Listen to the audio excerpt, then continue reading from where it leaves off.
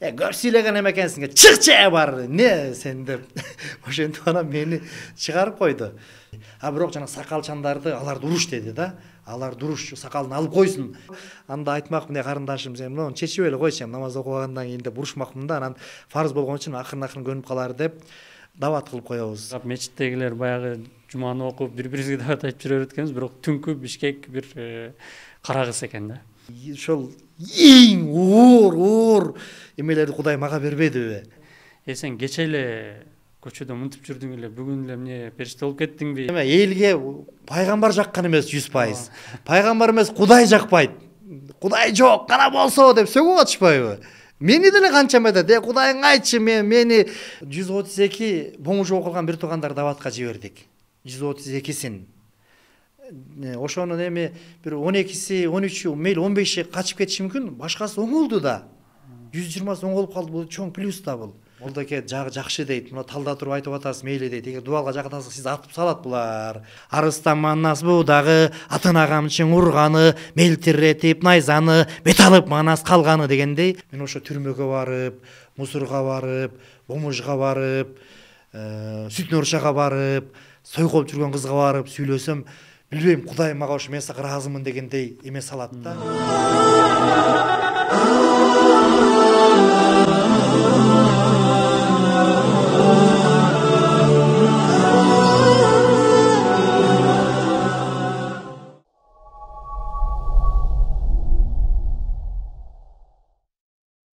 Ассаламу алейкум, урматтуу биздин катталуучулар жана көрүүчүлөр. Ар дайымкыдай эле сиздер үчүн өзгөчө конокторду чакыргандан биз жадабайбыз. Бүгүнкү дагы өзгөчө коногубуз Дамла устазыбыз. Эстебес, Дамланы чакырганбыз. Ислам университетинде сабак берет жана эл барбаган, эл баспаган жерде дават кылып, элдерди динге чакырып, ушундай бүгүн бөлөкчө атмосфера болуш керек. Эстебес, Дамла үчүн кандай келип алдыңыз? Ассаламу алейкум да бир жолу. Алейкум ассалам, алхамдулилlah, жакшы, жеңил келип алдык. Сон бүгүн атмосфера сиз үчүн бөлөкчө болуш керек. Сиз обычно мындай эл барбаган, дамлалар баспаган жерге барып дават айтып, элдерди ислам динине чакырып келип жүрөсүз, иманга. Анан ошол жолдо, мисалы үчүн, адам бир учурда келет да, мен ушул жолду тандадым деп, кайсы учурда тандадыңыз? Эмнеге ошол даваттын жолун тандадыңыз сиз? Бисмиллахир-рахманир-рахим. Мен ошол Кетмен төбөнүн кулуну болом. Токтогул районунун эски аты Кетмен төбө. Анан 1996 жылы ошол Өзгөрүш айылында кызыл мектебин бүтүрүп, анан ата-энеме жардам берип, айылда болуп калдым 1 жыл. Анан 1997 жылы анан ислам, азыр университет болду, Кыргызстан ислам университетинин институт болчу. Бияка келип, анан ошол мусор, тигуларды угуп ошо баштадым да. Эми мындай да, албетте бардык эмеге айтыш керек, бирок мында байлыкта жүргөндөр, бийликте жүргөндөр, чоң кызматта жүргөндөр, таза жерде кийинип жүргөндөр айтыш керек, деш керек. Бирок алар эми өлөрүнөн башкасын жакшы эле билет да. Өлөрүнөн башкасын жакшы эле билет. Анан негедир билбейм, Кудай таалам жүрөгүмө салдыбы, эметтиби, ошол жака барыш керек деп, анан ошондой болуп жүрөгүм, ошентип эле Кудай өзү жүрөгүмө салды окшойт, ошентип баштадым да. Анан кийин келип окуу жайга келип эмелерди окусам, бүт пайгамбарлар тарыхты, бүт Куранда 25 пайгамбарыбыздын алейхисалам окуялары бар. Окусам бүт эле ошо кедей, кембагал, кулдар, башкалар, ошолар келет экен да биринчи. Кудайдын сүннөтү, пайгамбардын сүннөтү экен да. Анан кийин байлар келет экен. Анан кийин бийлик келет экен. Ушундай экен да. Анан ошо Кудай таалам өзү мени ошого арнап жаратканбы, кандай билбейм, ошо тартат да. Сиз биринчи айткан даватыңыз мусорный полигондо болгонбу, ошондо кандай кантип барып калгансыз ал жакка? Случайно болгонбу же атайын баргансыз? Ошол жакта адамдар иштейт деп угуп калчу элем да. Адамдар иштейт деп угуп калчу элем. Анан кийин ошол өзүбүздүн бир жердеш байкелерде иштечү экен, өтүп кетти да киши бакыш. Анан барам деп, анан эми айылдан келсең эми полигону каякта, башкасы каякта билбейсиң да. Анан биринчи курс, экинчи курс, үчүнчү курс болуп калгандан ошол жака бир үйгө даватка барып калдык. Анан ошондон кийин 2000-жылдары анан барып баштадым да. Ошондон ушул күнгө чейин ошондо Кудай барып баштадым. ошондой. Анан бул илим, ислам илими түгөнгүс дейт го. Илимди каерден алып баштагансыз, каерде окугансыз, өзүңүздүн илим алган устаздарыңыз жөнүндө айтып кетсеңиз. Илимди ошол айылда тамгаларды Малим Сани деп коебуз. Аларды ошол Токтогул район өзгөрүш айылынан Эмил Дамыла деп ошол кишиден тамгаларды окуп башка кылып баштадык. Андан кийин келип анан Ислам университетке тапшырдым. Тапшыруум дагы өзүнчө бир уксаң керек, мындай бир эме да. Кызыктуу, биздин көрүүчүлөр балким сиз жөнүндө биринчи жолу угуп аткандыр сон болот. Айтып берейин эми. Келдим, анан мен эртерээк келдим, 97-жылы келсем, ошол Раматылык базар оргондон болот Темирбай ажы деген ректор экен. Анан мен курс жакшы мындай эрке өскөм, анан уялбайм, коркпойм, кире беришимди, ректорбу, падышабы, башкабы мындай тайманбай сүйлөй берчим да, кире берчим. Бүгүнкүдөй эле. Кичинекей менен эле. Анан кирсем, каяктан келдиң дейт, анан Токтогулдан келдим десем, балам, биз ошол тиги түндүктүн эл орусташып атат, сүннөткө отургузулбай атат, биз ошо түндүктүн балдарын алалы деп атабыз, сен ала албайбыз, армияга да барбаптырсың, ал бул деп агыда кото сүйлөгөн киши экен Темирбай ажы. Ошентип калды. Анан мен жок, аксакал, мен ошо окуйын деп келдим эле.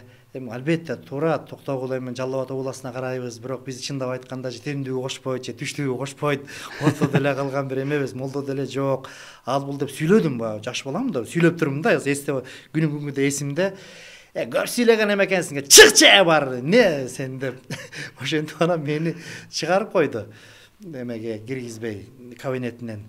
Анан мен аябай инем ачык айтайын, мен жүрөгүмөн айтайын, эми шунчалык каалоо менен, шунчалык сүйүү менен, шунчалык талап менен келгем да ислам окуу жайына.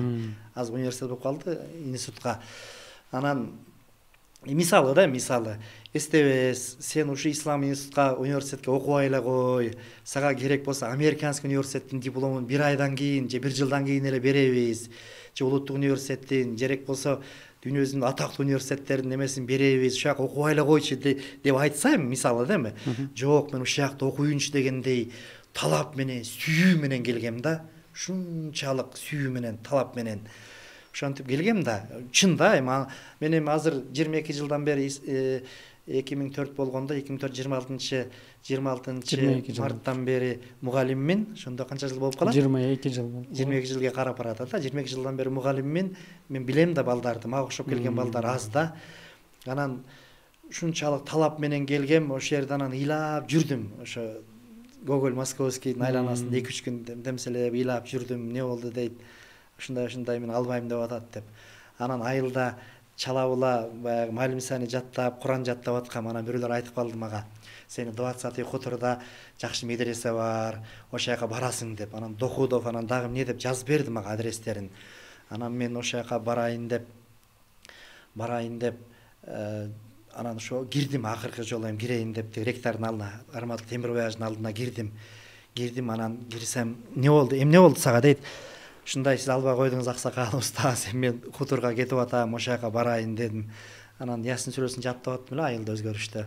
Куран бериңизчи десем, мейли берейин деп анан Бисмиллахир-рахманир-рахим, Хадия мин Темирбай ажы эле эстебес, Алланын аты менен Темирбай ажыдан эстебеске белек деп жазып атат да. Анан мен ошол жерден аябай буркурап боздоп, аябай катуу ыйладым. Шунчалык ыйладым. Ушу билбейм, аябай ыйладым да. Анан мен айттым, сен жашсың го, сен жашсың, 20-га чыга элексиң, 18-19да бала болсоң, эмне ыйлайсың, университет болбосо башка жери болор, кой деп мындай өзүмдү өзүм эметсем да болбой, ыйладым аябай. Ал киши карап, эмнеге ыйлайсың дейт. Аксакал кечирип коюңуз, мен болбой атат дедим да. Болбой атат, мен артист актер эмесмин да, мен андай деле эмем жок. Ыйладым, анан мени карап туруп анан Оле экен дедим, акыш киши өтүп кетти ал 3-чү курсумда. Анан эметти, айтты мага, балам деди, сен хуторга барбайсың деди. Сен хуторга барбайсың. Сен ушул жерде окуйсуң, мен өлбөй тирүү турсам, ушул жерде бүтөсүң, мугалим болуп каласың. бир мезгил келет, бул Темирбай ажынын сөзү. Кыргызстанга да сага тең келсе, бирөөгө тең келбесе, Кыргызстанда бирөө да тагы сага тең келбеген учуру келет. Сен барбайсың, токтогулуңа да барба, өзгөрүшүңө да барба. Өздөн чыкканды кыргыз көрө албайт. Кудай буйруса, сен окуйсуң, каласың. Ыйлаба балам, болду деди мени. Ошентип анан ушул жерде окуп калдым. Устаздарым ошол Молдагазы Дамыла, Сиражидин Дамыла, Абдулла Дамыла, Надыр Дамыла, кийин тиги Абдышкүр Дамыла келип калды. Анан Рамадылык Чубак Дамыла келип калды. Өзүбүздүн эле Нимат устаз Рыскулов, нага ошол өзүбүздүн молдолор, өзүбүздүн деп атпайбы азыр мамлекетибизде башкасы дагы так ушул жерден кайнап чыккан эле, ушул жерден билим алган эле баламын, жигитмин. Машалла. Анан сизде Саудовская Аравияга дагы барып окууга аттанган жериңиз дагы бар экен, таржымалыңызда. Ал жөнүндө айтып берсеңиз. 2003 анан Ажыга бардым. Анан бардым, анан документтеримди Раматылык Чубак Дамыла устазыбыз ошол жерде окуп атты эле, бүт ага бердим. Анан ушунчалык илимге суусаган адаммын деп биякты бүттүм, башка кылдым. Анан устаз айтып калды, эстебес. Мен айттым, Дамыла бекинип секинип деле кала берейинчи ушул жакта. Мен 2003-жыл болду, январь айы болчу. Десем, эстебес, булардын закону катуу, мыйзамы күчтүү. Сен эгерде Американын же Канаданын жараны болсоң, жок дегенде Россиянын жараны болсоң да сени булар мындай эметпейт эле, мындай сыйлайт эле. Күчтүү мамлекеттин жараны деп, анан Кыргызстан жакшы деле тааныбайт, камап коет, иним чыгарбай коет сени. Мен эгер өтүп калсаң, мен сени чакырам, мен тилим алып кете бер деп, анан аяктан жолум болбой анан келип калдым. Анан ошо бияктан анан ошол устаз Амин, египеттик доктор, устаз Мади деген арабтар иштейт эле. Анан 7 жыл анан алардан да мындай илим алдым, эме кылдым. Анан Пакистанга да окуйын дедим, барып ооруп калдым. Кудай аякты насип кылган жок. Анан тиги Кувейтте мен тиги Сауд Арабияны насип кылган жок. Анан биякта мугалим болуп калдым, үйлөндүм. Анан мен дават кылдым, ушундай. Ошо менен анан чет өлкөнү Кудай насип кылган жок. Илим тууралуу айтып кетип атабыз да, азыр сиз дагы мугалимсиз, ошол улуу устаздарыңыздын жолун басып мугалим болуп, азыр жаштарды көрүп атасыз да. Сиздей болуп өзүңүз айткандай көзү жанып, илимге суусаган жаштар азайып баратат. Бунун себеби эмнеде деп ойлойсуз? Себеби бир-эки себебин айтып кетейин эми. Мен өзүм Ислам университетте мугалиммин да, мугалиммин. Биз ошол лицензия 2017-18 жакын деле алдык. Биздин диплом өкмөткө жакын деле жарап баштады да. Ага чейин жараган эмес. Анан бул диплому же мамлекетке жарабаса, өкмөткө жарабаса деп бир эмеси ошол болушу мүмкүн. Анан азыр илгери бир өзбек ачы бир айтты эле, эстеке заман өзгөрүп кетти, азыр мен ошол 27 жашымда эле үйлүү болдум Бишкектен, Кудай мага үй берип. Анан ошо бир-эки жолу ошо жардам сурап барганбы үй бүт электе. Анан ошондо өзбек ача айтып калды эле, эстеке заман өзгөрүп кетти. Илгери 40-ка чыгып, 50-ге чыгып үйлүү болот эле адамдар. Азыр сен үй куруп атасың жакшы. Азыр заман өзгөрүп кетти дейт да. Анан азыр эми заман өзгөрдүбү билбейм, ошол эми сайыбызда 40-50-ге чыгып үйлүү болчу деп атпайбы ажекебиз? 60-ка чыгып балким. Анан азыр баягы акчанын таасири, дүйнөнүн таасири дагыбы, мен бу жерде окуганда эми өкмөткө же жарабаса, же молдолоруңа же эч ким айлык бербесе деп шайтанда анан тебет да. Ар кимге илим насип болбойт. Мен мисалы 22 жылдык тажрыйба менен айтайын, 200 бала тапшырса, ошонун 15 бала зорго бүтөт. Качып кетет, жалдырасак да болбой качып кетет. Анан Кудайдын илими да бул эми ар кимге берилбейби? Ушундай да. Жада калса пайгамбарлардын жакын адамдары дагы пайгамбардын жанында туруп илим насип этпегендер бар. Ооба, ошондой да. Анан мен эми мындай ачык эле суроо берсем, капа болбосоңуз, биз эми мындай мечитке намаз окуган эле барабыз да. Анан мындай алымдардын ортосунда, мисалы үчүн балким алымдарыбыз эми Аллага шүгүр жакшы баарына өмүр берсин Алла таалам. Ар ким ар жактан окуп келип, анан ошол ар ким өзүнүкүн киргизгиси келгендей сезиле берет да, мага ошондой сезиле берет. Анан сиз Кыргызстанда эле окупсуз. Азыр бизди көрүп аткан жаштар деле мисалы үчүн Кыргызстанда эле окуп алым даражасына жетсе болобу? Эмнеге болбойт? Болот. Эми Кудай насип кылса, биз эми баягы өз чектелбешибиз керек да. Мейли эми Кудай насип кылса, Кудай берсе, ошо Кыргызстандан деле берет. Анан барып окуйм десем, ага деле макул. Эми мындай биз өнүгүшүбүз керек да. Анан баягы жабык мамлекет болбой, ачык мамлекет болуп, динибиз дагы, дүйнөбүз дагы, башкасы дагы. Анан бирок жок дегенде ошол биздин университетти бүтүп алып, анан барса жакшы да. Биздин устаздар, Алла ыраазы болсун, Хашим дамыла, Надыр дамыла, Сиражин дамыла, Абдулла дамыла, эми аксакалдарды айтайын. Анан көп аксакалдар өтүп кетти. Молла Сабыр дамыла, раматылык жанат болсун, өтүп кетти. Садирдин дамыла, Шакир дамыла өтүп кетти да, залгар. Талипжан дамыла, азыр ошол 4-5 эле аксакалдарыбыз калды. Абдулла дамыла, Сиражидин дамыла, Надыр дамыла, Ашур дамыла, улуу адамдар да бул кишилер.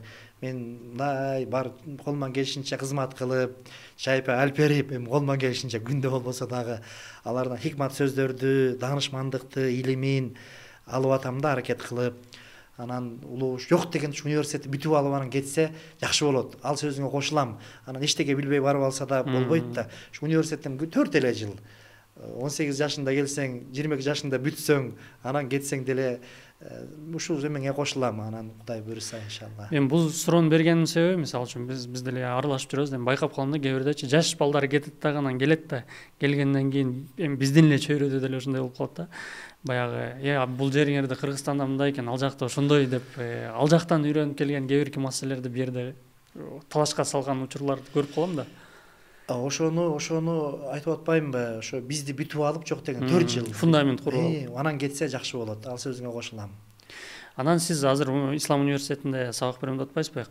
Исламда дагы бөлүмдөр көп го. Кайсы жаатында сабак бересиз? Фикхтенби же? Мен ошо шариат эмесинде иштейм, кафедрасында. Фихтан сабак берем да. Анан биздин көрүүчүлөргө эми кээ бирлери мисалы үчүн терминдерди түшүнбөй аткандар, фикх эмне? Исламский юриспруденция деп которулат. Шариат ошо кыргызча айтканда исламский юриспруденция деп которулат. Бүгүнкү күндө Кыргызстандын мисалы үчүн коомунда ошол көпчүлүгү эми динге келип, дин менен жашагысы келип атат. Ошол фикх менен жашоо кандай, мисалы канча пайызды түзүп калды? Мисалы үчүн фикх менен кызыгып, ушу мен исламча чечсем, исламча үй бүлөмү курсам деп, эми өзүңүздүн байкооңуз боюнча. Эми иним, дин менен жашоо, шарият менен жашоо оңой эмес. Азыр эми ачык эле айтайынчы, мисалы, дин келип атат, намаз окугандар көбөйдү, жолуксангандар көбөйдү, тигил бул деп жыргап атабыз. Бирок шайтан деген нерсе, шайтан да кыйын да. Анын 1000 жылдык өмүрү бар, тарыхы бар. Башка жагы дагы аябай көбөйүп атат да. Мисалы, билбейм, мен мындай машина минбейм, машинем жок эмес бар. Бирок ошол бейиште пайгамбарлар менен бирге болоюн, Иса пайгамбар менен, Мухаммад пайгамбар менен, алейхиссалам, Юсуф пайгамбар менен, Адам ата менен, Ибрахим, Исмаил алейхиссалам менен бирге болоюн деп, көбүрөөк сооп топтоюн деп, мен мындай элдин арасында жүрөм да, жөө жүрөм. Бүт эми өзүң билгендей, эл барбаган жерге барып аракет кылбайм колдон келишинче. Анан эми мындай сурап келсем, бир 10%, 10% намаз окуйбуз кыргыздар. Анан мынтип дагы сурайм да, эми сүйлөшөсүң, баарлашасың, 90% намаз окубайбыз, окуп таштап койгонбуз. Бир учурда окуган, түрмөдө отурганда окуган, Кытайда жүргөндө окуган, Россияда жүргөндө окуган, кыйналганда окуган, таштап койгон. Анан көп балдар бар, сакалы сеникиндей, меникин узун, сеникиндей. Тамеки чегет, башка кылат. Анан мен иним деп барып, мен эмес намаз окуйсуң бүтүп келсем окубайм дейт.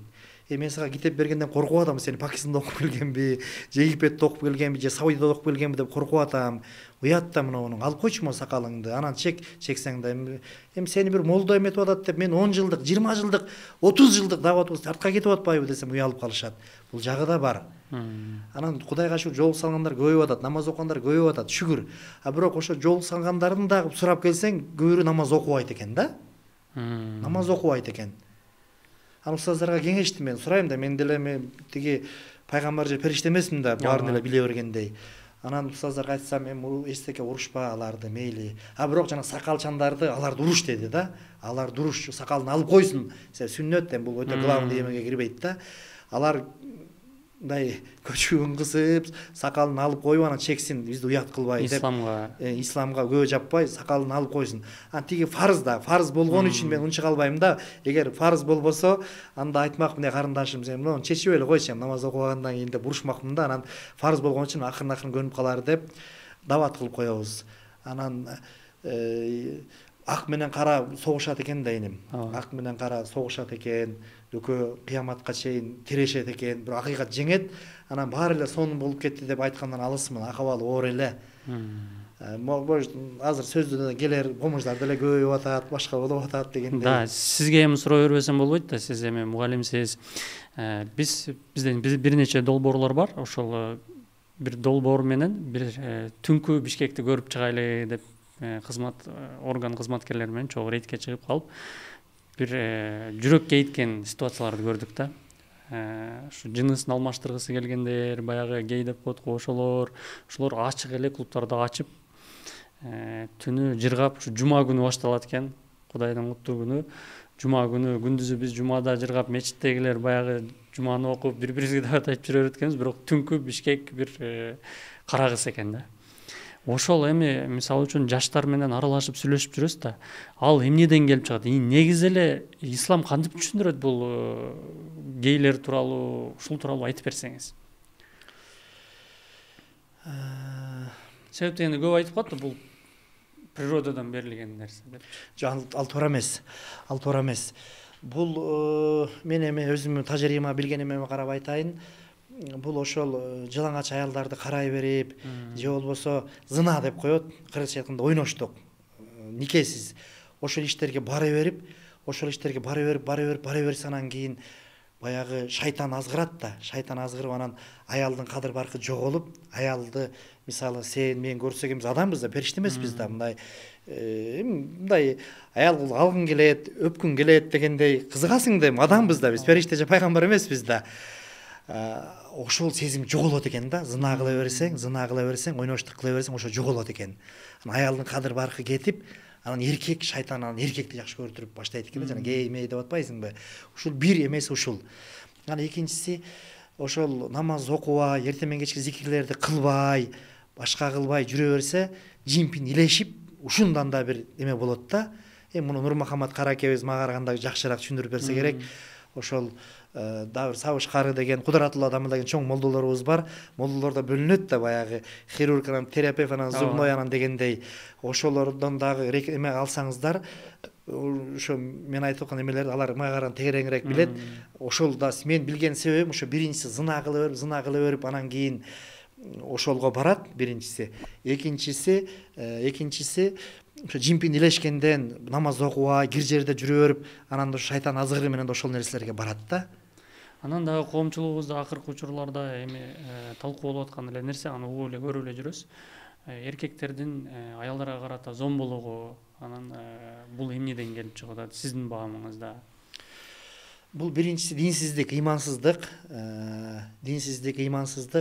Мен эми периште боло бербей ачык эле айтайын, мен илгери ошол эрке өскөм, менден мурун 3 агам, бир эжем каза болуп калыптыр, 4 катары менен. Анан ошону эстебей элем, бул өлүп калбасын бу дагы деп, анан ырым кылып мен атымды Токтогул деген раматылык өтүп кетти, бир эле такем бар болчу, өтүп кетти. Эстебес коюшуп, мен Кудайдан тилеп алган.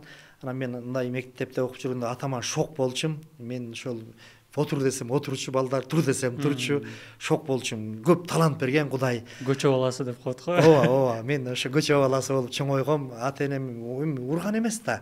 Атам кызматкер болгон. Главный агроном болгон. Анан бирок баары бир эрке өскөм да, бу да өлүп калбасын деп мени мындай коркушуп. Анан атаман болгом, көчө баласы болуп чоңойгом. Анан мен ошол Кудай мага ошол ыйман берди. 16 августта, быйыл 16 августта намазга жыгылганыма 29 жыл толуп, 2025 16 августта 29 жыл толуп, 30 жылга карайт да. Ошо биринчиси ошо Кудай мага ыйман берди. Биринчиси. Экинчиси, ушу мен алкаш болуп калбайын, бомж болуп калбайын, бирөөнү өлтүрүп койбойн, бирөө мени өлтүрүп койбосун.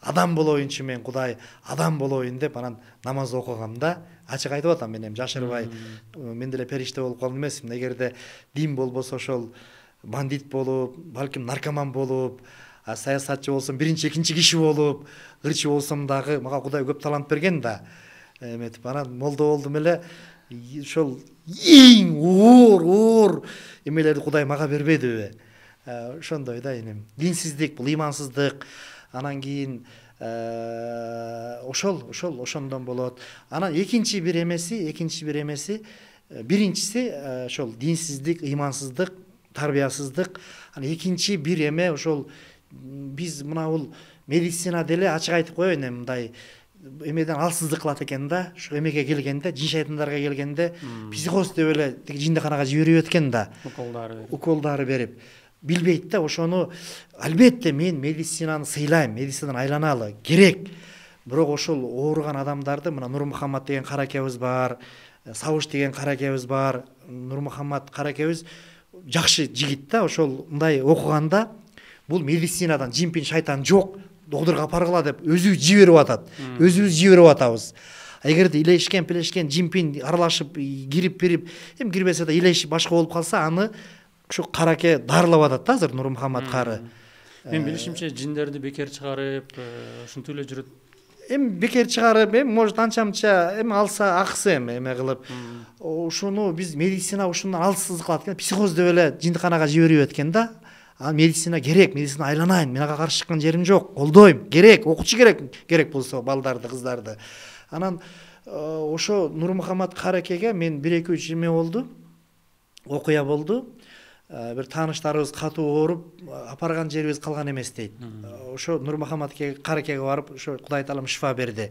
анан дагы бир өзүм ошо жакын жердештеримен бирөө операция болом тигүү деп калды анан сен операция болгондо 10 000 20 000 доллар төлөйсүң сен каракеге барып дем салдыр биринчи балким жинпин илешсе айыгып каласың деп тап куландан суу айыгып калбадыбы каракеге барып 4-5 жолу дем салдырды куландан суу айыгып калды эме ошого биз ошол Нурмухаммад каракебиз менен анан тиги күчтүү хирургтарыбыз биргелешип иштешсек коомубузга ошол тезирээк пайдасы тиет эле деген да айкалышып анан эми сиз басып өткөн жолду угуп бул суроону да берем азыр көп адамдар ошо сиз басып өткөн жолду басып жүрүп анан динге келип атышат да анан аларды көбүн уксаң сындырган нерсе сен кече эле көчөдө мынтип жүрдүң эле бүгүн эле эмне периште болуп кеттиңби деген нерсени сиз кандай жеңдиңиз мен арак ичкен жокмун эми эрке болдум да атаман болдум баягы эмне деп коет анан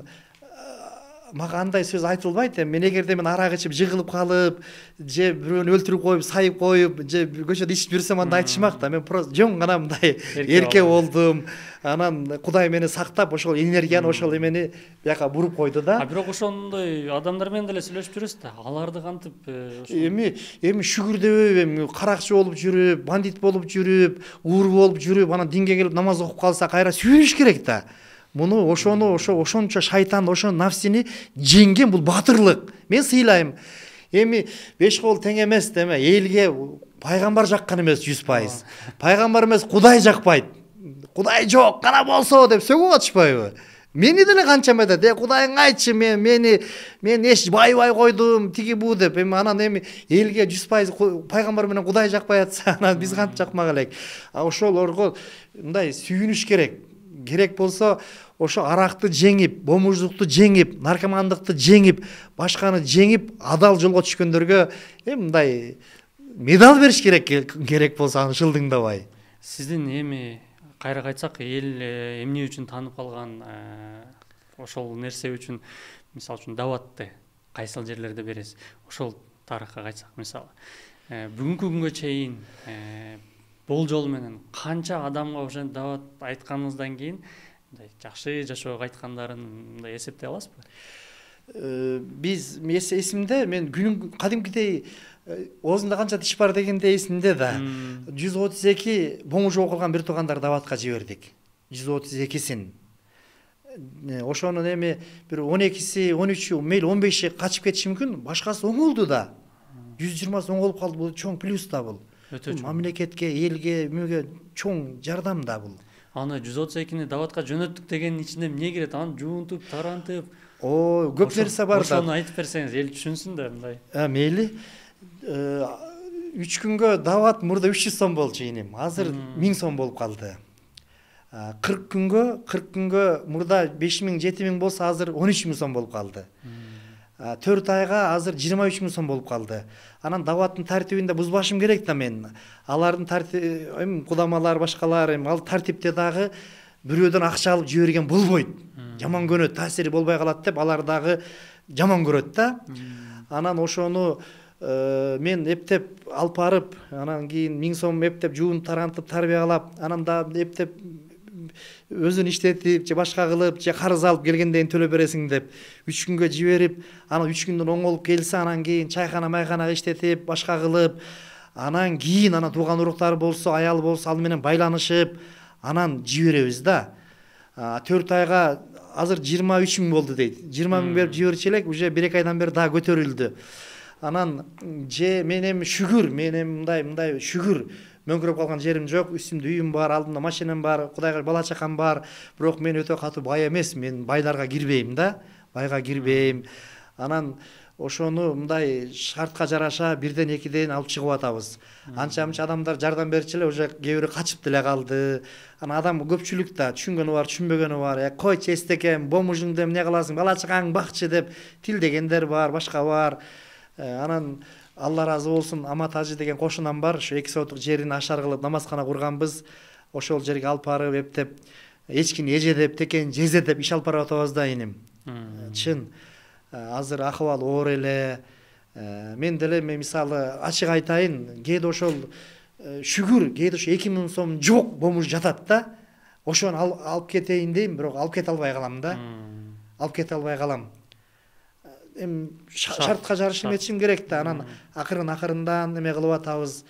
Анан байларга айтпайсыңарбы, тиги бу деген сөздөр болот. Анан эми түшүнгөн бар, түшүнбөгөн бар, молдолор тилемчисиңер, анан тиги бу деген да сөздөр бар. Анан эми акыбалга жараша, анан устаздарым да, мен устаздарым кыйын адамдар да, көптү көргөн адамдар.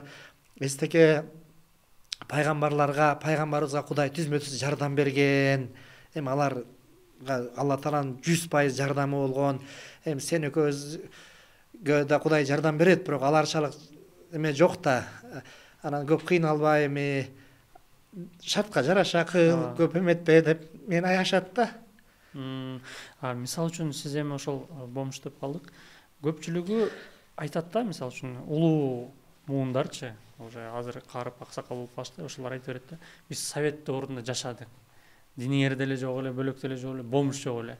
Эми азыр барыңар сакалыңарды өстүрдүңөр дагы бомжтан көп нерсе жок, сойкудан көп нерсе жок деп аларга эмне деп жооп айтабыз?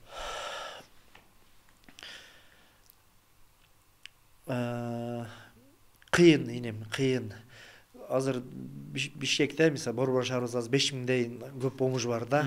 Сүйлөшө келсең, ооба, мен билгенден. Бул эми элдер ойлошу мүмкүн, болду эмне айтып атат деп.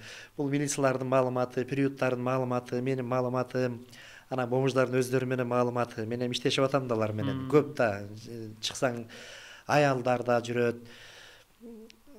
Кыйын да, кыйын. Ар ким тагдыры ар кандай. Мисалы бирөө байке айтат, бомж байке айтат, өтүп кетти ал киши. Өтүп кетти багыш. Аялым эстонка болчу дейт, молдоке дейт. Бир балам Америкада окуйт дейт, бир балам Европада окуйт дейт. Анан тиги эстонка аялым Эстониясына кетип калды дейт. Анан мен иштим дейт. Мына бомжканада отурам, приютта деп, анан өтүп кетти да киши багыш. Ушул бир тагдыр. Бир тагдыр айтат, бир байке, молдоке жакшы аялым бар эле дейт, жакшы аялым бар эле дейт. Анан ошол өттү дейт. Анан кийин 1-2 аял алдым, окшошподу молдоке дейт. Анан иштим дейт. Анан туугандар 1-2 жолу эми наркология центриге барып дарылатат. Анан кийин дарылатпай коет экен. Анан бомжканага, приютка барсаң, аерден соодан да чыга албай жата берет экенсиң да. Ошондой дейт. Анан дагы бир байке айтат, молдоке дейт, ушу аялыман ушинттим дейт. Анан мен эжелер менен мындай бир шайырлы адаммын, мен мындай тиги эми ачык сүйлөшөлүчү. Тиги мен аялым да ислам университетти бүткөн да. Анан биздин студент кыздар, аялым группалаштары уста сүрдүү го кантип коркпой жашайбыз тигүү деп. Мен балким мындай сүрдүү көрүнөт чыгармын, бирок мен аялыма жакшы мамиле кылам, ата энеме жакшы мамиле, атамга өтүп кеттим, апама жакшы мамиле кылам, студенттерге жакшы мамиле кылам, мындай жакшынакай эле шайыр эле адаммын. Мен сүйлөшөм да мындай эжелер менен, айттым, ушинтип атат бомж байкелер, илгери макал бар эле го, катын өлсө камчы сап кайра төшөк жаңарат деп. Эмне болду? Макал күчүн жоготту, же эмне болду деп мен аялдар менен сүйлөшүп калам дем. Молдоке сүйлөп берсеңиз деп автобуста, троллейбуста же бир эмелерде сурап калышат. Анан эжелер айтат, молдоке дейт, макал күчүн жоготкон жок, макал күчүндө эле. Азыр эркектер слабый болуп кетти, кыргыздын жигиттери слабый болуп калды дейт. Анан бирдеке деп айтыш кыйын да, менин кес айта албайм. Кудай сактасын, Кудай сактасын. Азыр 7 миллиард, канча миллиард болуп калды? 8 миллиард болуп калдыкпы? Жер жүзүндөбү? 8 миллиард. 8ге жетип калдыкпы? 8 миллиардтын Кудай сактасын. Бирөө да айта албайт, мен бул тагдырга түшүп калбайм деп. Айта албайт бирөө дагы. Мейли падыша болсун, айта албайт. Себеби Кудай сактасын, бир-эки тамырың үзүлүп кетсе, туугандарың 1 жыл карайт, 2 жыл карайт, анан карабай коет, анан приютка барасың, анан ушундай кебетен кийип калышы мүмкүн да. Айта албайм дейм, корком. Балким кыйын да, кыйын, өтө эле кыйын. Мен ошол көрүүчүлөргө айтып кетейин деп атам да, жеткирейин деп атам да. Мисалы үчүн ошол бомж деп биз жиркенип, балким карабай, мындай үстүнөн карап койгон учурларда ошол адам балким 5 жыл мурун, 3 жыл мурун бир чоң кызматта иштеген адам болушу мүмкүн. Сиздин мисалы үчүн алар менен түзмө-түз байланыштасыз да. Ошондой нерселер, мындай сиз ушундай киши болуп, ушундай болдуңузбу деп таасирленген окуя болду беле? Ак үй, көк үйдө иштеген адамдар болду да, жанагы 132-нин арасында. Сот болуп иштеген адамдарды көрдүк. Прокурор болуп иштеген адамдарды көрдүк. Керек болсо директор школдорду көрдүк. Чын айтып атам мен, мага эмне Кудайдын азабы. Ушундай болуп калат экен да. Анан мен аке, байке, оңолдуңуз сиз, ушу телевизорго сүйлөп койбойсузбу, тигүү десең, койчу молдоке, бала чакам бар, деп болушпайт да. Макул болгондорун интернеттен көрсөңөр, 3-4-өн сүйлөттүм, башка кылдым. Анан адам алсыз да, Алла Таала Куранда айтат, астагфирулла, хуликал инсану даифа, адам алсыз болуп жаратылган дейт да. Ага байлык, бийлик келсе кутурат, көбөт дейт. Анан бир жокчулук, оору келсе кейит дейт да. Мен Кудай мен эле ушинтип оору бере береби деп ыйлайт дейт да. Адам алсыз да. Анан мээнетиңе да ишенбе, дөөлөтүңө да ишенбе, тобо дейт. Анан кыйын, бирдеке деш кыйын. Бул эми бомждар тууралуу болду. Түрмөгө кантип кирип калдыңыз? Түрмөгө Кубан деген байкебиз ошол дагы бир менин досторумду окутуптур. Анан ошолор эстеке түрмөдө да адамдар бар да, угуп каласың, жаш баласың деме. Жаш баласың, анан айтып атпаймынбы, энергия 100% толоо биякта. Анан Ахунбай 11-де Темирхан Ажы деген бир аксакал байкебиз бар, жакшы киши. Молдолор ошакта, көп молдолор ошакта жашап чоңойдук студент кезибизде. Анан мына Кулатова правда болуп калабы, ошол жерде СИЗО бар го. Ошол жерге анан баратып, келатып, анан жаш баласын да курч. Азыр Аскар Автодубайдын тушу. Аскар Автодубай десеңиз баратаңыз, ошонун тушу дейм. Ошондойбу. СИЗО азыр деле турат го Кулатовада. Анан ошол жерде баратып, келатып, анан бакырып, кыйкырып, дават айтып коебуз да. Анан бир жолу жаш баламын да. Анан талга чыгып алып дават айтып атам. Анан 2 милиция келип анан мени кармады. Кармап анан кийин анан жаш бала фанатсың дем, жаш бала анан кармап анан молдоке мындай болбойт. Барып эле КСНге барып эле эме кылып закондо кирбейсиңерби тигүү деп. Анан 2003-төн баштап анан кийин кире баштадык да. Молдоке жакшы дейт, мына талда туруп айтып атасыз, мейли дейт. Эгер дубалга жакатасыз, сиз атып салат булар. Антпеңиз деп анан мага жол көрсөттү да, мен жаш баламын дем. Анан КСНин каяктан билем, башкасын каяктан билем, өзүм студент болсом. Анан ошо 2003-төн баштап анан окууну бүтүп, анан эме кылып анан ушул күнгө чейин анан КСН менен биргеликте анан иштеш баштадык да.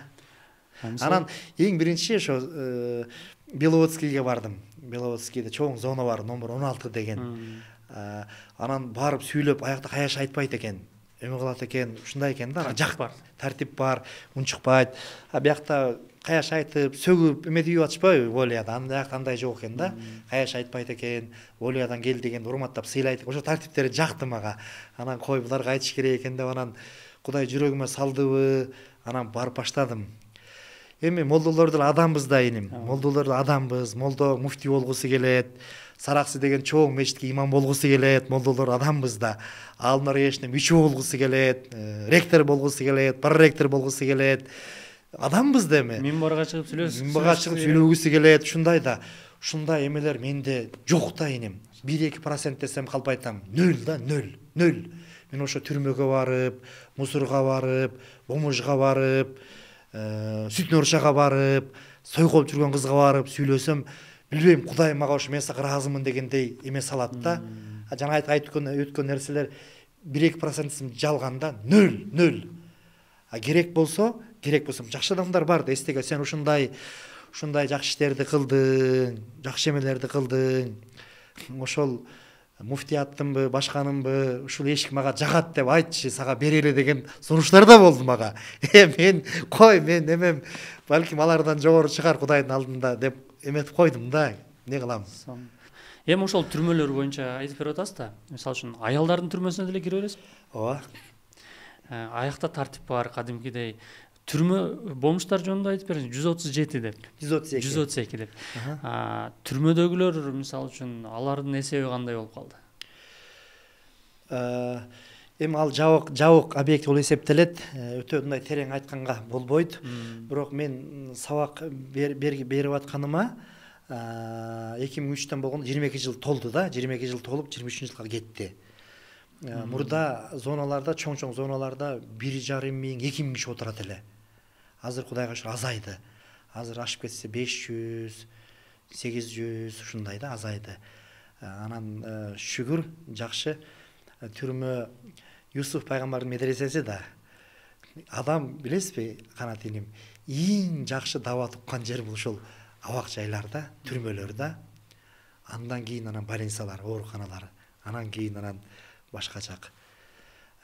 Анан эми ал жерде дагы ар кандай тагдырлар да, мисалы үчүн көпчүлүгү акыйкатсыздыктан түшүп калгандар бар, үмүт уже өчүп калгандар бар, өмүр бою жаза аткандар бар. Аларга да айтасызбы дабы? Айтам бардыгына, алхамдулилла. Анан ошондон кийин кандай өзгөрүүлөрдү байкайсыз, мисалы үчүн даваттан кийин, мындай? Азыр биздин эмеге пайгамбарыбыз хадис айтыптыр.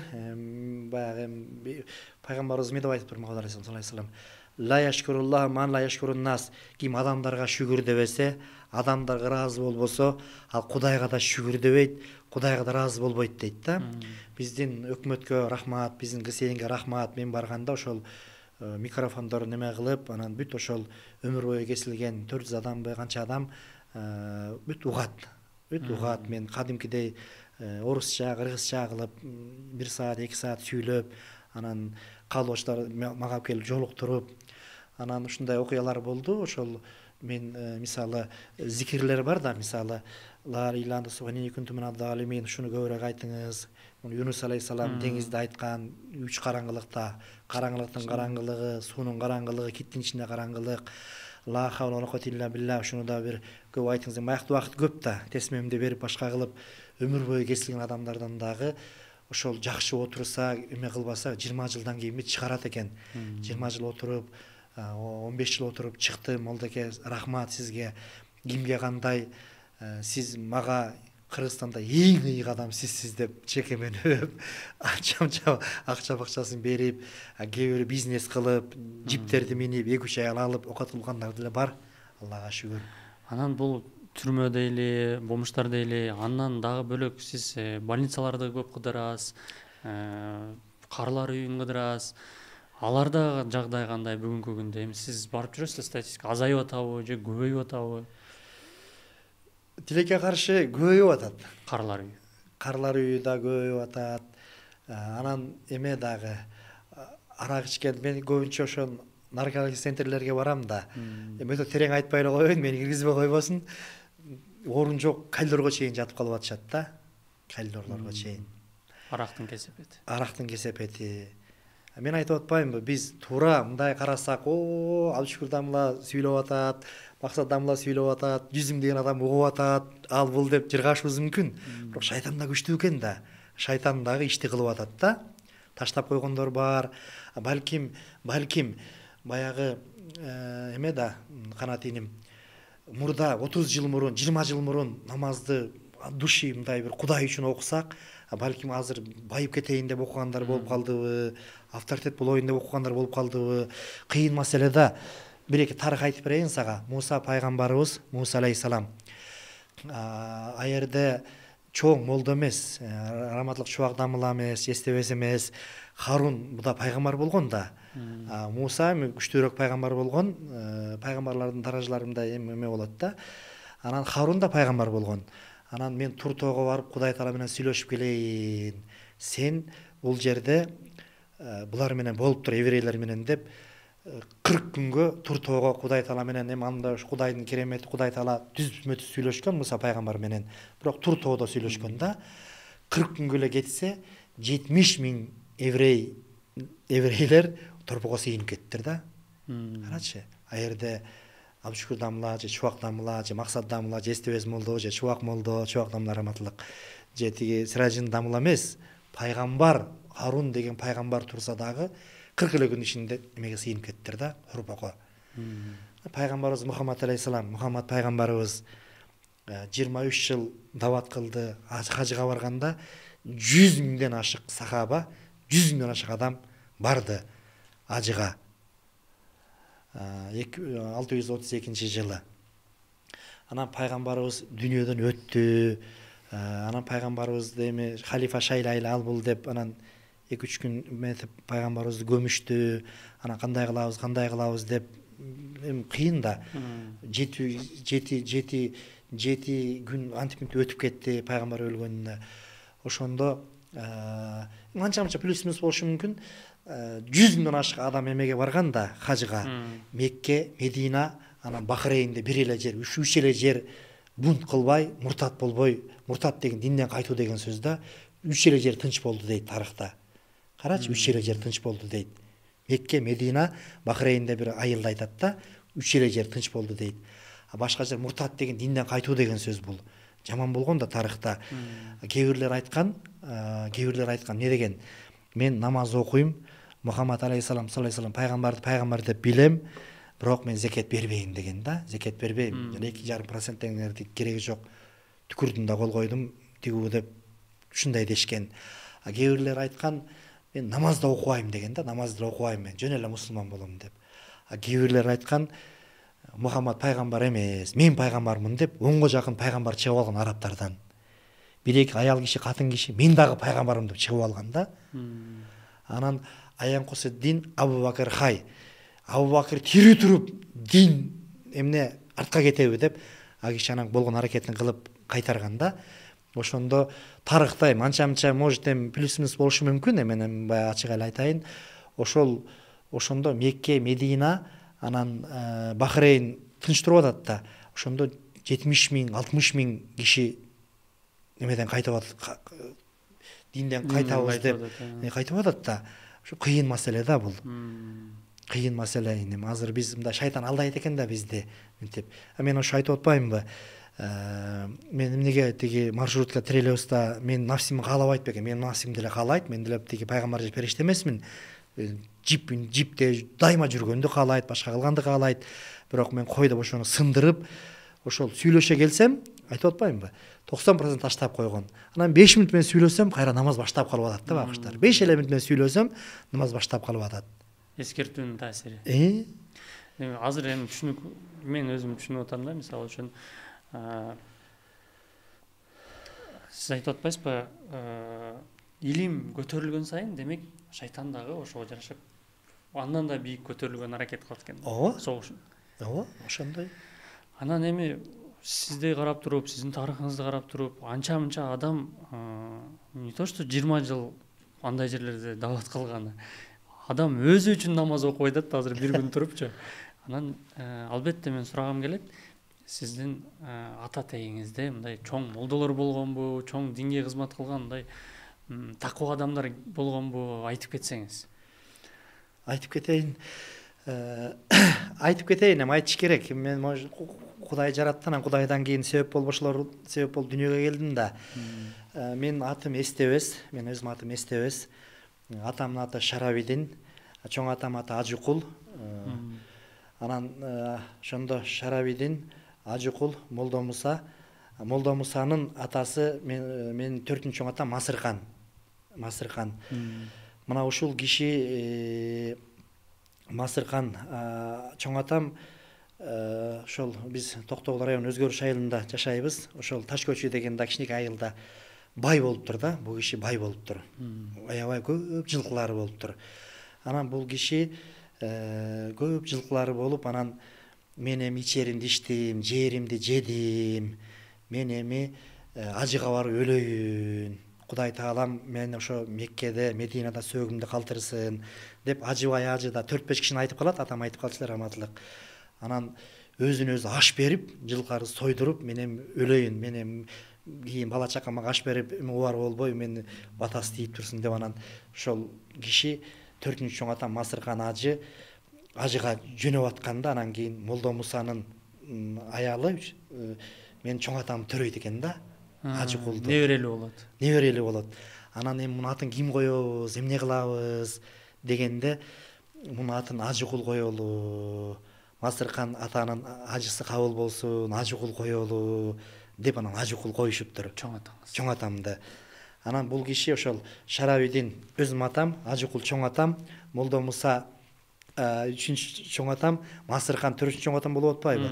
Ушул киши анан ажыга барып, ошо зыяраттар бүткөндөн кийин анан аябай буркурап, боздоп, мен урукту куман жакшы адамдар чыксын, молдолор чыксын, эл башкарган, дин башкарган адамдар чыксын деп аябай буркурап, боздоп, Арафатта дуа кылып, башка кылып, зыяраттар бүткөндөн кийин анан ичим өттү деп, анан ошол каза болуп калыптыр да. Каза болуп калыптыр. Тиякта. Анан 5-чү чоң атам Кара Чоро, 6-чы чоң атам Кыдыр Сейит Бокбасар деп, ошол өрөөндү башкарган, керек болсо тиги Кокон хандыгы бизди чабабыз дегенде чаба албаган баатыр адам болуптур да. Кыдыр Сейит Бокбасар деп. 6-чы атаңыз. 6-чы чоң атам. Ооба. Эми ал Токтогул районун баары эле билет. Мен эми мындай чоң аталарым сыймыктан айтып атам эми. Мен да өтөм бу дүйнөдөн. Мен балдары көрсүн. Анан 7-чи чоң атам Көкүмбай. Анан кийин ошол Көкүмбай, анан Каба, ошо Түнтөй түн катар болуп, анан акыры чоң уруулардын Саяк чоң атабызга барып такалабыз. Демек сиз айтып берип атсаңыз, мен дагы бир таянакка келип атам. Азыркы муундаргачы, мисалы, балдарыбызга кандай тарбия беребиз, ошол өзүбүз такып болсок, биздин дагы уруктугубуздан бир мындай алым адамдар, Кудайга жакын адамдар төрөлөт деген жооп келип атат. Ажыкул чоң атам орус тамгасында билген, араб тамгасында билген, анан акында болгон сулуу жакшы жигит болгон экен. Дүйшөн мугалим менен замандаш болуп, анан 1937-жылы атам айтат, атам 1936-жылы төрөлгөн да, 37-жылы белгисиз себептерден каза болуп калганда, азыр биз ойлоп атабыз, ошол репрессия десе эле биз тиги эмени элестетебиз да. Ата бейитти көп болгон экен да, мен эми канча миңдейт көп адам болгон экен. Анан ошол 28-29 жашында кычындай кезинде Ажыкул чоң атабыз дагы молдода болуптур, акында болуптур, анан агартуучу да болуптур да. Балким араб тилин билген үчүн. Араб тилин билген экен, араб тилин да билген экен, орус тилин да билген экен. Мугалим да болгон экен. Анан эми баягы заманда, баягы ал учурда деле баары тегиз болгон эмес экен. Чоң атамды көрө албай, ушак кылышып, тияк бияк эмелер болгон экен да. Азыр эми айтып калышат, анан ошол Кара Күнгөй деген айылда 29 жашында, 28 жашында каза болуп калыптыр чоң атам. Бизди баягы көп айтып берет го, арапташып кеттиңер дегендерге, мисалы, биз мындай 100 жыл мурун эле алфавитибиз арабча болчу да. Ушундай беле? Ушул эмеге жооп берейин. Биз кыргыздар, раматылык Чубак Дамлат айтты эле, өзүм да айтайын. Биз эч качан араб болбойбуз. Кантип болосуң? Араб болбойбуз. Түрк дагы болбойбуз. Пакистанда болбойбуз. Орустагы, американцда болбойбуз. Биз кыргыз мойдон өлөбүз. Кыргыз мойдон калабыз. Кыргыз мусулман болуп калабыз. мына бул мындай туура эмес да. Динди, тилди жоготот, улутту жоготот. Ал туура эмес. Дин тилди дагы бекемдейт, улутту дагы бекемдейт. Мисалы Якутияда, биздин туугандар да якуттар. Хакастар биздин туугандарыбыз. Сен Россияда жүрүп келсең менден жакшы билесиң. Көрдүң аларды. Дин жок, арак иче берет экен байкуштар. Азыр жоголуп баратат. Чечен туугандар көбөйүп атат. Мисалы мактаныч эмес, мен аны айтып коеюнчу жооп катары. Кыргыздын тилин, адабий тилин болгондо дагы менчелик Мадумаров байкебиз билиши мүмкүн, Жеңишбек акын билиши мүмкүн. Башкасы мага тең келе албайт мындай кыргыз тилин. Тиги арабчада мен арабты мисалы мен Манас жаттап койгом, бир китеп Сагынбай Орозбактын варианты боюнча Манас жаттап салгам да, бир китепти. Курманбектер жаттап таштаган да. Мисалы мындай айтып коеюнчу, мисалы Манас атабызда келет. Арыстан Манас будагы, атын камчың урганы, мелтиретип найзаны, бет алып Манас калганы дегендей Куранды ушундай түшүнөм да. Куранды ушундай түшүнөм. Арабтын тилин да ушундай түшүнөм, кыргыздын тилин дагы ушундай түшүнөм. Эмнеси жаман? Кудайга шүгүр, мен айылда баягы тентек болдум да, эрке болдум, эметтим. Орус мектеп жок, кыргыз мектепте окугам. Орусча билем, өтө терең, мындай жакшы билбейм, мен ачык айткандачы. Анан окуп азыр эметип койсом колум бошобойм. Билем, мен билбейм эмес, бирок өтө терең билбейм. Азыр мен ошо менин балдарым, кыздарым Кудайга шүгүр азыр араб тилин, кыргыз тилин, орус тилин, англис тилин судай сүйлөп атышат да.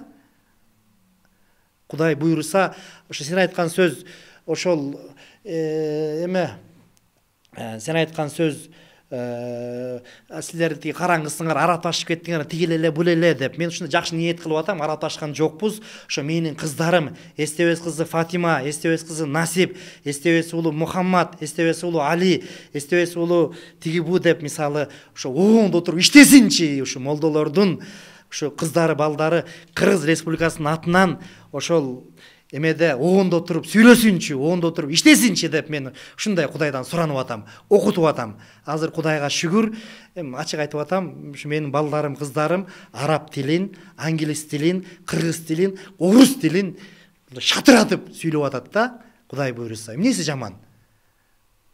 Тескерисинче баягы мен да бир өкүндүргөн нерсени айтып кетпесем болот. Паранжаны запрет койгондо баары кол чабышты, сүйүнүштү, колдошту. Бирок эмне үчүн мини юбка кийгендерге штраф салбайт деген мындай аябай бир жүрөгүмдө эме бар да. Сиз деле ошондой ойлосоңуз керек. Ошо мини юбка кийген көбөйүп кетти. Анан карындашым айланайын намаз окуй деп мен китеп берип коем. Анан кадимки уялып эметип, байке окуйм сөзсүз деп эметип калып атышат, иншалла. Анан өйдө да сиз айттыңыз го баягы 4-чү чоң атаңыз өзүнө аш бериптир депчи. Ошондой деле болобу? Азыр лайфхак кылып кетели да биздин аксакалдарга. Эми ал киши мен өлөм, сообу тийсин, эми ушулардын батасы тийсин, ушу сообу тийсин деп бир чети баягы Кудайы деп коет го. Бизде кыргыздар Кудайы деп коет. Түлөө деген сөз. Анан эми жакшы ниетте кабыл болсун. Анан балким ашымда болсун деп эми бир кол ал эми чоң атам ою мен мындай эметип атам. Түлөө өткөргөн, түлөө деген кыргызча тилөө. Бизде Токтогулда Кудайы деп коебуз. Кудайы деп коет.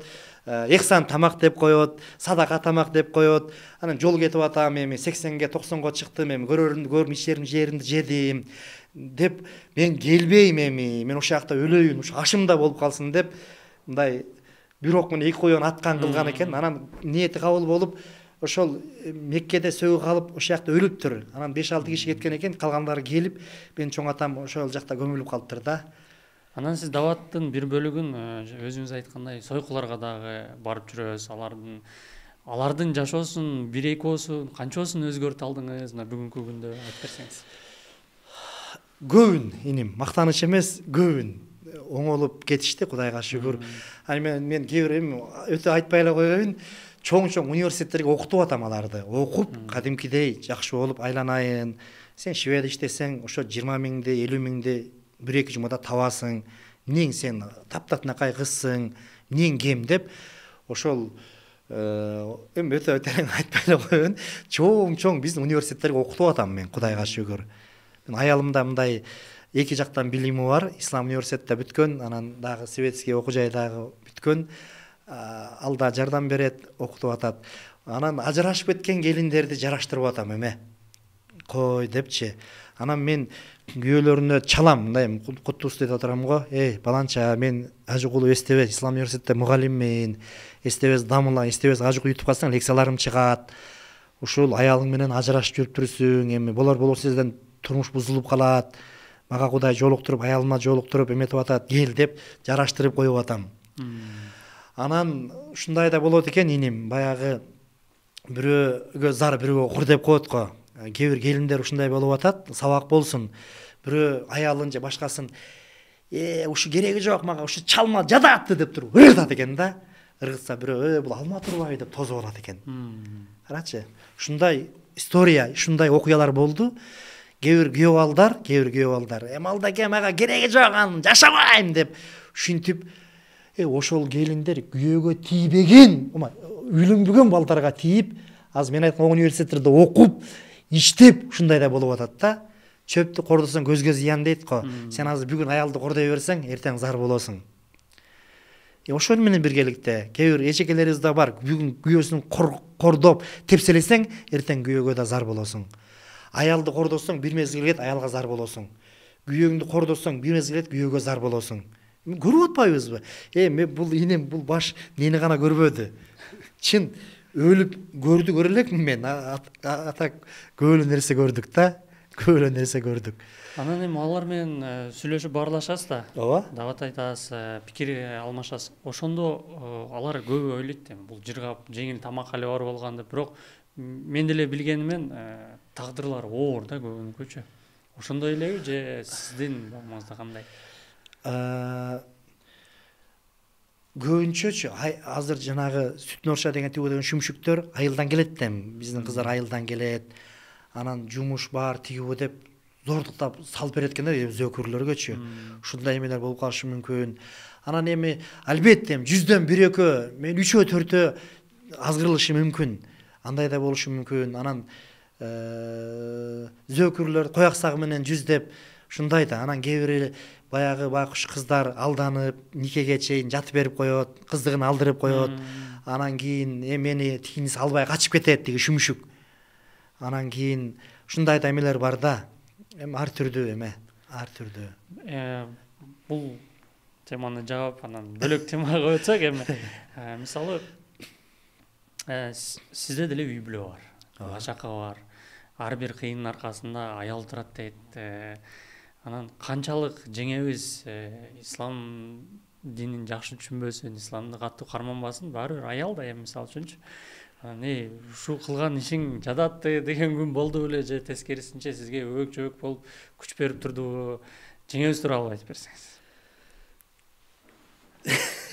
Жеңең Нарындын кызы, аты Наргиза, элдин баары эле билсе керек эми.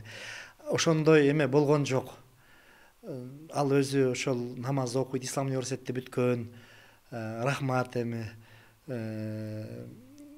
Мындай сабак берет, туура айтасың, эме кылган жок да. Ошол жакшы үчүн, ошол кыйын үчүн, ошол түшүнгөн үчүн мен эстебес болуп атам да. Анан апам өтүп кетти, апам Ажыкулова Аят, Султан кызы Аят, апам дуа кылып турат. Анан апам менин балам элдин үстүндө жүрөт, баламдын жакасын жакшы карагын, сенден бир суранычым, менин балам элдин үстүндө жүрөт, ушунун жакасын жакшы карагын деп айткан.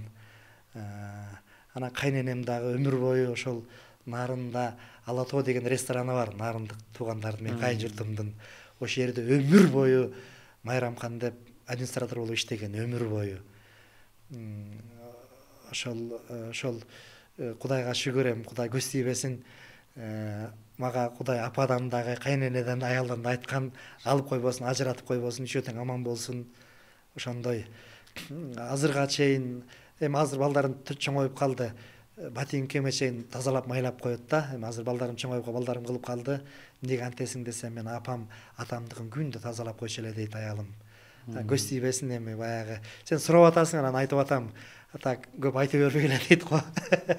Мен дагы айтып кетпесем болот. Мен мисалы үчүн дамла аркылуу бүгүн байланышып атып, бул жаш келин кыздарга эми ниетибизге жараша да жаш келин кыздарга сабак болсун деп дамла менен сүйлөшүп турсам, жеңебиз нары жактан дамла аркылуу суратып атат, кандай кийинип алсын деп, жасантып, кийинтип, сонун кылып жөнөтүптүр.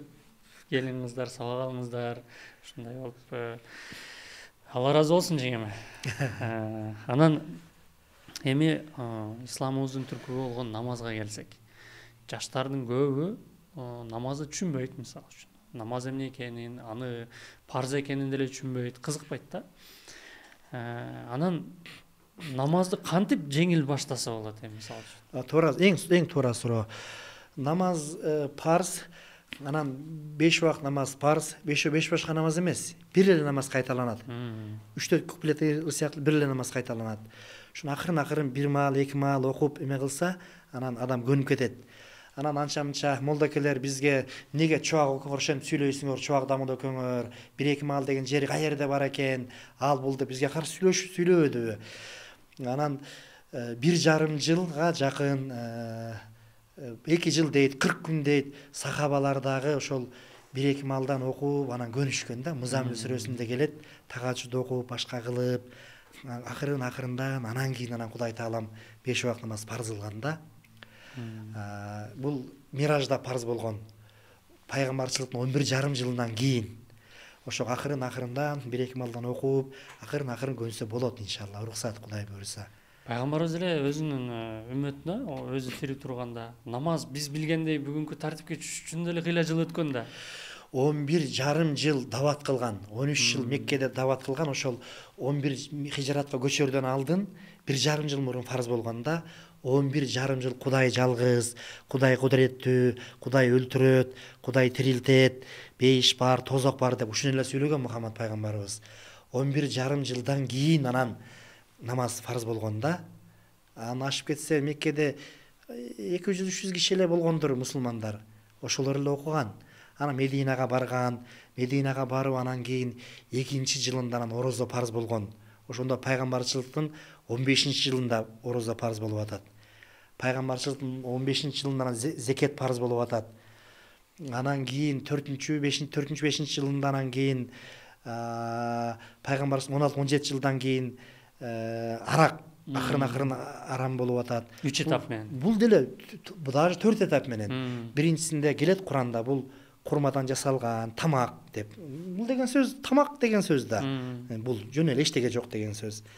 Экинчисинде анан Бакара сүрөсүндө келет, арак жөнүндө сурашат сенден. Мунун пайдасы дагы бар, зыяны дагы бар. Бирок пайдасынын зыяны көбүрөөк деп. Не пайда десе, анча-мынча байлар акча табат экен да. Бир-эки соодагер бай акча табат экен. Жалпы эле эмес. 4-5. Анан кийин 3-нчи этапта келет, мас болуп алып намазга келбегиле деген, бул эми намаздан сырткары иче бер деген сөз да. 4-нчи анан этаптан акырындан Майда сүрөсүндө эми арам болду деп анан 20 жылга жакын убакыттан кийин арам болуп атпайбы? Канал акканда. Анан эми өзүңүз баягы соода саттык тууралуу сурап кетпедиңизби? Ооба. Кээ бирлер пайда көрөт экен депчи. Бүгүнкү заманда соода саттык эми биздин чоң пайыздагы алегибиз, ишибиз болуп калды да. Анан алымдарыбыз деле мисалы үчүн ошол суроого жараша жооп берет да. Көбүнчө ошо соода саттык тууралуу, көп түшүнбөйт, зекет тууралуу. Анан мен сурай турган маселе баягы бирдекени азыр соода кылып аткан бир туугандар айтып, могу стаканды мисалы үчүн мен мынча алсам канча кошуп сатышым керек деген суроо бар да. Ошого сиз илимиңизге таянып кантип жооп бересиз? Мен Ислам университетте сабак берем 22 жылдан бери. Болгондо фихтан, ушул соода саттык маселелери боюнча тиги бу. Анан мен Кудайга шүгүр Абдулла Дамылла менен, Надыр Дамылла менен, Абдушкур Дамылла менен, Сиражин Дамылла менен, Ашыр Дамылла менен, Хашим Дамылла менен устаздар менен кеңешип 7-8-10 кишиден кийин кеңешип анан келип сүйлөйм. Жөн эле эмес. Оңой эмес да бул. Мен мындай тилим узарып кеткен да, көп угат, Кудайга кадыр баркыбыз бар. Анан ушул жөнүндө талкуу болду эме. Канат инем устаздар менен кеңештик. Ким айткан же туура эмес айтып алганбы, же туура жаңылыш болгонбу, 10 эсе кошуп сатса болот деген сөз чыгыптыр да. Бул таптакыр туура эмес. Бул деген 10 эсе деген сөз, мисалы мына бул кружканы келиши, өзүнүн турушу 100 сом болсо 10 эсе болгондо бул 1100 сом болуп кетет да. Туура эмес, мындай жок, эч жерде жок. Такыр туура эмес. Такыр туура эмес. Ушуну биз эч жерде жок, бул туура эмес айтылган сөз деп эмеге келдик, устаздарым болуп башка чечимге келдик. Бул туура эмес. Анан канча кошуп сатыш керек, анда эмне дейт деген сөз чыгат да. Анда ошону да изилдедик. Айтпадым, жана айтып өткөн устаздарым болуп изилдеп башка кылдык. Ошондо устаздар эми кыйын маселе да, изилдеп эме кылдык. Анан аалымдардан осуят бар экен. Пайгамбарыбыздан бир нерсени өтө кеси айтып койсо, дагы ал киши да эми заман өзгөрүп турат, башка кылат да. Анан ал киши эмне деп айткан? Бирөөдөн бир нерсе алсаңар, ичин оорутпай алгыла деген. Ооруса арам болуп калат деген да. Ошого шариаттар тарады байнахума, эки тарап ыраазы болуш керек да. Сатуучу дагы, сатып алуучу дагы. Түшүнүп атасыңбы? Анан соодалашкан сүннөт деген жер бар. Анан эзилип эле тигини сатуучуну кыйнай берген да болбойт да. Болбойт. Анан мен эми токотор жерин айтайын, балким дагы талкуулайбыз. Мисалы, мына стакан же мына ол буюм 100 сомго келсе, 100 сомго келсе, ушуну пайыз менен айталы, эң жакшысы 10% кошсоңор ошол жакшы, ошо 100 сомго келген буюмду 110 сомго кошуп, 110 сом андан ашырбай сатсаңар береке болот деп чоң-чоң аалымдарыбыз үммөткө, элге осуят кылып кетиптир да. Мына бул тесме, мисалы, могу тесме. Мисалы да эми ушул дагы 100 сомго келди, өзүнүн баасы эмеси. 100 сомго мен дүкөнчү болсом ушу турду. Шуну мен 200 же 150 кылбай 10% кошсом, 110го сатсам береке болот экен да. Эл дагы эстебес, соодагер жакшы экен, же Канат соодагер жакшы экен, же Айнура жакшы экен, же Аюл жакшы экен, Венера жакшы экен деп келет экен да. Бакыт жакшы экен деп. Анан кошуп эле мынтип берсең болбойт. Анан мисалы мен үй куруп сатам. Үй да, мисалы мен үй куруп сатам. Ошол мага $110,000 түштү, мисалы. Бир квартира дейинчи, же үй. Ошо менен бүттү. Ушуну мен 10% кошуп $100,000 түштү ошо үй. Ушуну мен $110,000 сатсам береке болот экен да. Кудай мага ыраазы болот экен, береке берет экен. Анан мен муну $200,000, $300,000 сата беришим мүмкүн. Тиги элди алдап башка кылып, бирок Кудай башкадан чыгарып коет дейт да. Бул жерде суроо жаралышы мүмкүн да, муну сатуучулардачы. Баягы 100 сом деп атабыз да, ал 100 сомдун ичинде бар жок расходдор кирет, айлык акы кирет, ошондон кийин анан 10% кошулат да, ошондой болуп калат да. Ооба, ошондо жакшы болот дейт. Ошол турган турушу, эми ал тиги сен айткандай эми эле бардыгын эсептеп туруп, андан сырткары анан ошондой кылса жакшы деп аалымдар осуят кылышыптыр. Анан жанагы муну 100 сомго турду сага, бүт турушу 100 сомго турду, анан 10 эсе кошуп 1100ге сатсаң болот деген сөз туура эмес ал. Ал таптакыр туура эмес. Адам, мисалы, сиз үй куруп сатасыз, мен алуучумун. Сиз арзаныраак каалайсыз да, сиз ошону мен өзүңүздүн ордуңузга коюшуңуз керек да. Эми бул аалымдар эмне дептир? Эми ошону мисалы 110 сомго, 120 сомго сатсаң деле болот. Тиги 20% кылып, 130га сатсаң деле болот. Бирок береке болот, Кудай ыраазы болот. Колуңардан келсе, акчаны Кудай кылып өлө бербей, 10%дан ашырбасаңар жакшы болот эле деп осуят кылыптыр да аалымдарчы. Осуят, бул эми приказ эмес, осуят, сунуш. Түшүнүп атасызбы? Мисалы мен машина сатам деп коеюнчу. Угуп атасызбы? Машина сатам. Мен ушу Германиядан, Япониядан алып келдим. 10 машина алып келдим. Ошол машинелер мага $10,000 турду. Растомашка дейбиз, башка дейбизби? Ушуну мен $11,000 сатсам, эстебесте машина арзан же Канат арзан деп 10 эле күндө эл талап кетет экен да. Түшүндүңүзбү? Мен 10 күндө $10,000 чыгып атат мага. А мен аны 20,000 же 30,000 деп тура берсем, деле шариат уруксат бериши мүмкүн, бирок береке болбойт экен да. Анан эл дагы жинди эмес да. Бул мынча турат деп эметип ушундай эмелер бар экен да. То есть муктаждыктан пайдаланып, эми муктаж болгон адам сатып алат да бирдекени. Муктаждыктан пайдаланып чоң пайда көрүштүн мындай берекеси болбойт деген. Берекеси болбойт. Сон эми мисалы үчүн азыр бул соода саттык маселесинде дагы бизди дагы бир ойлондурган маселе бул криптовалюта. Жанагы майнинг кылып, анан кийин криптовалюталар чыгып кетти. Ошолор бүгүнкү күндө шарият менен мүмкүнбү же мүмкүн эмеспи криптовалюта менен иштеген? Банкрот болуп шерменде болушту көп адам, болбойт. Дагы деле болбойт. Болбойт. Туура эмес. Болбойт. Ачык эле айтам, болбойт. Харам. Себеп дегенде мисалы үчүн бүгүнкү күндө да биздин иликтөөлөрүбүз менен мисалы үчүн аябай көп адамдар ошол эле устаздар, мисалы үчүн кээ бирки сакалчан эле илими бар адамдар алданып калыптыр да. Бүгүнкү күндөчү бизге кайрылышты. Алданып калып, анан бирок биз чыкпай эле коелу, эми элдер көрсө уят эми деген жерлер бар да. Эми биз ачык нерсени эми уялган эмнеси бар деп эми мен аты жөнүн айткан жокмун, бирок айтып атам да. Ошолорго сабак болсун деп айтып атам да. Мисалы үчүн криптовалюта бул арам. Кесе эле айтып атабыз. Арам. Дагы бир көйгөйлүү маселе бул ошол сырткы келбетке алданып калгандар. Ошолор эле сырткы келбетке алданыптыр да. Сакалы бар, жолукчан аялы. Анан кийин ишендик да деп атышат. Аларга кичине бир насаат айтып кетсеңиз. Азыр биз кыяматка жакын жашап атабыз. Айрыкча акча маселесинде так болуш керек. Керек болсо мен эми анчалыкка катуу кетпейин, бирок бир туугандар менен так болуш керек да. Бир тууганга ишенбе деген заманда жаман азыр. Бир туугандар чабышып, үй талашып, башка болуп канча келип атат бизге. Бир тууган. Ошон үчүн так болуш керек да. Кыргызда макал барго. Өзүң сак бол, коңушуңду уру тутпа деп. Болбойт да. Мен бир чоң устазым айттылар, Абдулла Дамыла. Эстеке бекер оокат жок бул дүйнөдө. Бекер оокат бир гана кайрымакта бар деп. Эми бул көп маселени аябай көп талкууладык. Бардык эле тармакка кирип чыктык окшойт. Дамыла. Анан эң акырында мен сизден бир суранып кете турган нерсе. Сиз ушинтип сабак берип жүрөсүз, жаштар менен аралашып жүрөсүз. Кыргызстан мусулмандарынын келечеги кененби? Кудай буйруса, иншалла, Кыргызстан мусулмандарынын келечеги кең, Кудай буйруса. Кыргыз республикасынын жарандарынын келечеги кең.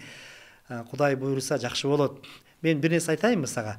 Мактаныч эмес, эми элдер ойлоп калбасын, молдоке мактанып атат деп. Мактанган жокмун, сыймыктанып айтып атам. Куранда келет, Куранда. Роббана атина фид дуния хасанатан ва фил ахирети хасанатан ва кина азабан нар. Муну кыргызча тилме сөзмө-сөз котормосу.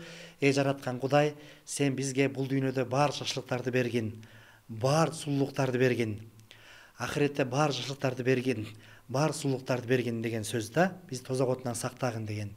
Анан улуу сахабалар, Азирет Али баш болгон, бүт кыйын сахабалар, мен кыймын деген Ибн Масуд жана башка бүт бардыгы. Бирөөсү айтыптыр эми бул деген аял бала чака деп. Бирөөсү айтыптыр жок, бул деген байлык, бийлик, бул деген илим, бул деген аял, бул деген бул деген тигил деп талаштырды сахабалар. Анан ошо Ибн Масудтун бир сыймыктанып айткан сөзү бар. Мен дейт Курандын 6666 аят бар дейбиз, 2246 аят бар дейбиз. Эми ушундай кичинемелер бар. Канча аят болсо деле ушул каерде түшкөн, кайсы маанеде түшкөн, эмне үчүн түшкөн, мен бардыгын чечмелеп айтып бере алам деп ал кишинин бир сыймыктанып айткан сөзү бар да. Анан ошол киши айтыптыр, радиаллаху Ибн Масуд сахаба. Эй, антип талашпагыла. Кудай башы менен, Кудай өзү айтып аткандан кийин бул дүйнөдө эмне деген жакшылык ошонун бардыгын камтыйт. Аялыңды дагы, байлыгыңды дагы, бийлигиңди дагы, илимиң башканы дагы. Ахиреттин бардыгын камтыйт деп. Анан Меккеде ошол ажыга барганда, умрага барганда 2 миллион, 3 миллион, 5 миллион адам жүрөт. Анан мынтип карасаң, шайтан аякта да иштейт да. Сотка көтөрүп, мынтип Кабаны айланып атып ушинтишет да. Анан зейиним кейип мен анан ушул дуаны ошо элге тамбих бир эскертүү болсун, эметпесин деп жаңыртып айттым да аябай. ыйлап боздоп мен 4 жашар кызым да барган, ал балдарым аны мени туурап элдерди айтты да, бирөө күнү уруштум мен, эмне сен буяка неге келгенсиң сен өзү деп. Анан Кудайга шүгүр, Кудай кабыл кылсын. Мен мындай умра деп коет, 7 жолу умрага бардым. Кудай таалам чакырып, 4 жолу чоң ажыга бардым. Аябай ыйлап дуаларды кылдык. Дүйшөмбө кажы муфтиятта өмүр бою иштеген Өтөнбай уулу Дүйшөмбө кажы азырда келип сүйлөшүп калдык ал киши менен. Анан инем, балам, сени мен бардык жерде мактап жүрөм. Сен Меккеде ушундай дуа кылганда мен ыйладым дейт да, ошо кыргыз баланын үнү ушундай чыгып, кыргыздын үнү Меккеде, Арафатта, Харамда жаңырап атабы. Кудай буйруса биз өңгөн өскөн жылдыз мамлекетке айланабыз, динибиз өсөт, дүйнөбүз өсөт деп ыраазычылык билдирди да. Кудай буйруса иншалла мен эми Кудайдан мурун сүйлөбөйүн, бир 2 жылда, 3 жылда, 5 жылда Кыргызстаныбыз Дубай менен Катар, Кувейт, Америка, Россияга ашпасак да теңелебиз иншалла. Жакшы болот буйруса иншалла. Динибиз дагы, дүйнөбүз дагы бардыгы эки биздин динибиз эле өсүп кетсе да болбойт. Экөө бирдей өсүш керек. Динибиз да өссүн, дүйнөбүз да өссүн. Буйруса жакшы болот иншалла. Сонун сөздөрдү айттыңыз. Эми калуу тилек айтып кеттиңиз. Эми кыргыз элине дуа дейбизби, дуа кылып? Дуа кылып коеюн, а? Мейли, Кыргызстаныбыз түндүк-түштүккө бөлүнбөй, Кокту-Колотко бөлүнбөй, Ургууруга бөлүнбөй, падышалар атпай турган, сатпай турган, качпай турган болсун. Мынагы 5 миллиард Кытайдын карызынан кутулуп кетели иншалла. Өңгөн, өскөн Катар, Кувейт, Сауд Арабия, Эмират, Япония окшогон мамлекеттин катарына кошулалы. Бар бололу, бай бололу. Кудай таалам үйү жокко үй берсин. Кыргызстанда бир дагы адам үйү жок калбасын. Күйөөсү жокко күйөө берсин, аял жокко аял берсин, уй жокко уй берсин, машинеси жокторго машине берсин, жумуш жокторго жумуш берсин. Түгө издеп үйлөнө албай жүрөм дегендерге үйлөнсүн, күйөөгө тие албай аткандар күйөөгө тийсин, үйлөнө алып тургандар үйлөнсүн. Кудай буйруса иншалла, ошо жана айтып атпаймынбы, 132 бомуж байкебизге себепкер болдук, эжекелерибизди кошкондо 40-50гө. Балам, айланайын, сиздердин ошо сен урук тукумуң дүйнө жүзүн башкарсын деп ушундай бир баталарды берип калышат бизге. Осмон империясындай болуп, Чыңгыз хандын бир доорундай болуп деп. Ошо биздин Кыргызстан дүйнө жүзүн башкарган күндөргө жетип калалы иншалла. Кудай турмуш жеткирсин иншалла. Амин. Аллаху акбар. Устаз, Алла разы болсун келип бергениңизге, убактыңызды бөлүп. Урматтуу катталуучулар, көрүүчүлөр, ушул жерге чейин көрдүңүздөр, эми бөлүшүңүздөр. Сиздер үйдө жатып эле эстебес дамланын кылган жумуштарына мындай шериктеш болушуңар мүмкүн. Бөлүшкүлө, көргүлө, анан кийин дамла сиз барбаган жер, сиз ойлогон жерге барып дават кылып атат. Сиздер өзүңүздөрдөн баштап намаздан баштагыла.